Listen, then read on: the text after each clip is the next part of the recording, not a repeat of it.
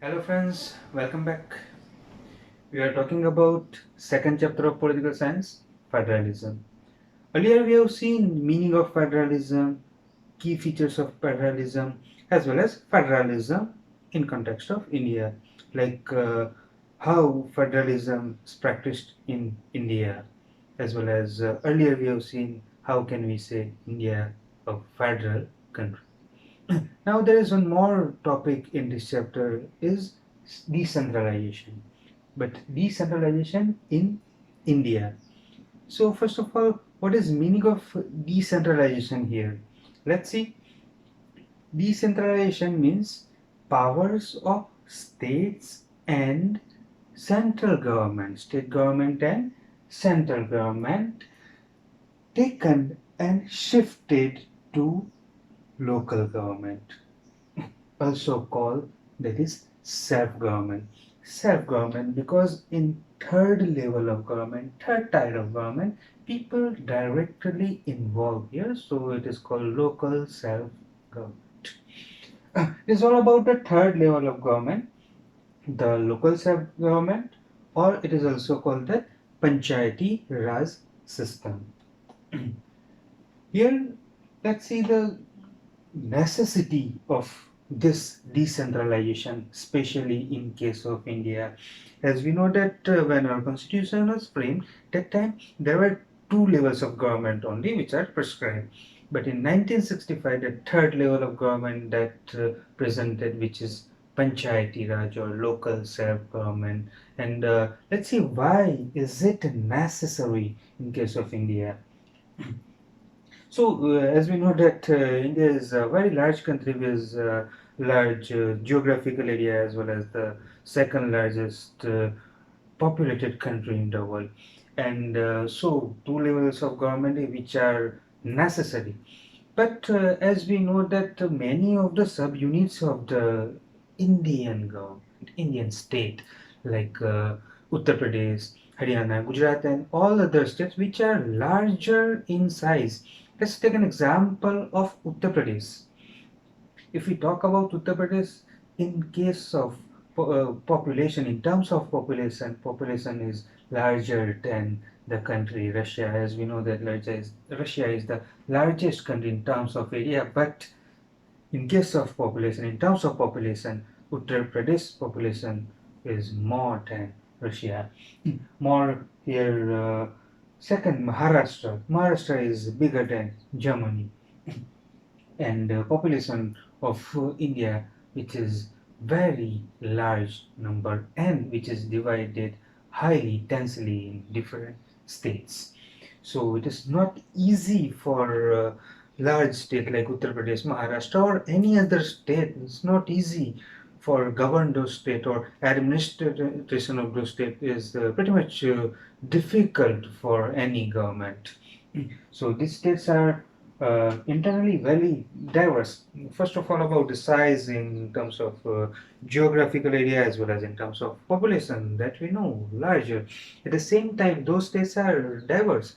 So it's not easy for any of the government to maintain those large area with the huge diversity. Diverse population has diverse needs and goals. They have different demands, they have different goals. Hence, the need of government below the state government. So there is one more government is required, one more tier is required to maintain the unity as well as to fulfill the needs of such kind of diverse population.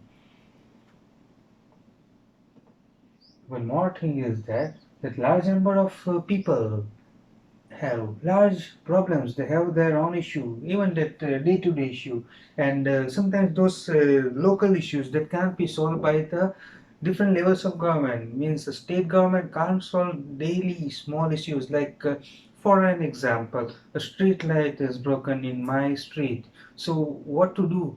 Should I call that central government to the prime minister or any authority or home ministry or any respective authority or state government? No, they can't solve this problem. Even they try to do so, it would take a longer time, maybe some months. So I have one provision that is my local government. I can reach to my local government, I can give an application, and my problem can be solved within few hours or maximum few days.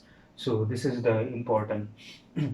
Local people know how to manage their things more efficiently. Means area people of our area know better. They know better our area. Means I'm the local one, that I know my locality better than other people. Means area from our village or town or cities, they know better compared to people those who are from different cities. They know better us compared to our prime minister or president or our chief minister or any other respective legislature member. It ensures better participation of people in the decision making process, which is one of the most important features of decentralization. That is the significance of decentralization. Means yes, in democracy we know that rule of the people means ultimately that is rule of the people, because we people elect our representatives and they make decision on our behalf. But in central government and state government, these principles are not fulfilled properly, because yes, our representatives, they make decision for us, but it's too difficult to meet those people for a common person. Means we directly cannot involve in decision making process, can't. Yes, we can criticize the government, we can post something on social media, or we can tweet to some respective authorities or some of our representatives or ministers, but it's difficult for the people, and especially for the common people. So this difficulties that were led by this third level of government, which is local self-government. Means here people directly can involve in the government. They can give their advices, they can raise their problems, and they can find the solution of other people's problem as well. So that is why we can say that this decentralization is necessary in countries like India. So because of this necessity, government of India found over the time that is third level of government is required. So certain steps taken by the government and a new form of government, new level of government, third level of government is emerged, which is local self-government. The constitution was officially amended in 1992 to make the third level of government more powerful. In 1965, already Panchayat era system was came into existence, but to make it more efficient, to make it more powerful, Constitution amended in 1992. In this amendment, that elections became mandatory, because earlier two elections were held, but not regularly, sometimes merely formalities only. But to make those elections regular and mandatory, this provision added in the Constitution of India. Seats are reserved for weaker sections of the society, weaker groups of the society, which include scheduled castes, scheduled tribes, and even for women as well. So 33% of seats are reserved for women in most of the states, and even in case of Karnataka and some other states, 50% of seats of local governments are reserved for women. So women can participate in the government. Especially state election commission has been created to conduct elections at local level. As we know that elections are conducted by Election Commission of India, popularly known as ECI, which has responsibility to conduct elections in India. But for third level of government, for third tier of government, newly formed commission at state level, that is called State Election Commission, has been created to hold election in local bodies, means for village panchayat, municipalities. So which are local bodies and what is the system of local bodies, which we are going to see in next section. The state is required to share some powers and resources with the local bodies.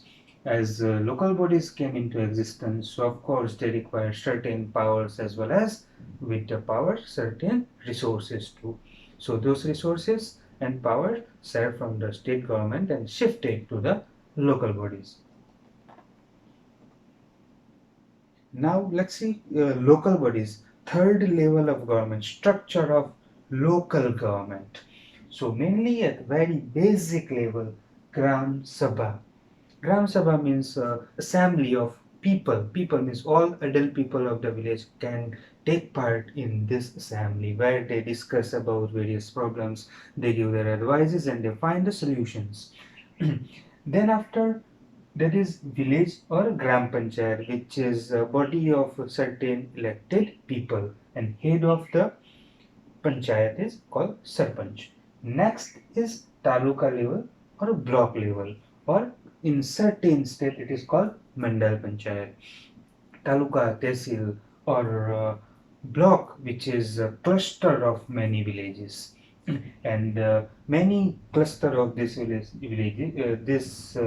block or tehsils, they consist that jilla or district, so called jilla panchayat or jilla parishad. So this is the basic structure of local self governance. So let's